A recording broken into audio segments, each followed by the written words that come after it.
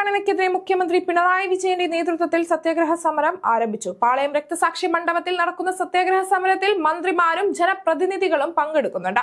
വൈകിട്ട് 5 മണി വരെ സമരം നീണ്ടു നിൽക്കും. കേന്ദ്ര സർക്കാരിനെതിരെ ഡൽഹിയിൽ നടത്തിയ സമരത്തിന്റെ തുടർച്ചയാണ് തിരുവനന്തപുരത്തും നടക്കുന്നത്. ഘടകകക്ഷികളും മുന്നണിയുമായി സഹകരിക്കുന്ന പാർട്ടികളും വർഗ ബഹുജന സംഘടനകളും പ്രകടനമായി എത്തി സത്യാഗ്രഹത്തിന് പിന്തുണ അറിയിക്കും. കഴിഞ്ഞ 10 വർഷത്തിനിടെ കേരളം കൈവരിച്ച വികസന നേട്ടങ്ങളെ തകർക്കാനുള്ള കേന്ദ്രത്തിന്റെ രാഷ്ട്രീയ പ്രേരിത നീക്കങ്ങൾക്കെതിരെയുള്ള സുപ്രധാനമായ സമരമുഖമാണ് ഇതെന്ന് മുഖ്യമന്ത്രി ഫേസ്ബുക്ക് കുറിപ്പിലൂടെ വ്യക്തമാക്കിയിരുന്നു. വികസന മുന്നേറ്റത്തെ തടസ്സപ്പെടുത്തി സർക്കാരിനെയും നാടിനെയും ശ്വാസം മുട്ടിക്കാനായി കേന്ദ്രം അടിച്ചേൽപ്പിക്കുന്ന സാമ്പത്തിക ഉപരോധം വലിയ ജനരോക്ഷം ഉയർത്തിയിട്ടുണ്ട്.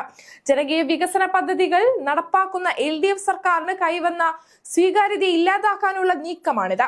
സ്ത്രീ സുരക്ഷാ പദ്ധതി, കണക്ട് ടു വർക്ക് സ്കോളർഷിപ്പ് തുടങ്ങിയ ഇടപെടലുകളെയും ക്ഷേമ പെൻഷൻ വിതരണം പോലുള്ള നടപടികളെയും തടസ്സപ്പെടുത്തുന്ന കേന്ദ്ര നീക്കത്തെ കേരളം ചെറുക്കുക തന്നെ ചെയ്യുമെന്നും മുഖ്യമന്ത്രി ഫേസ്ബുക്കിൽ കുറിച്ചിരുന്നു.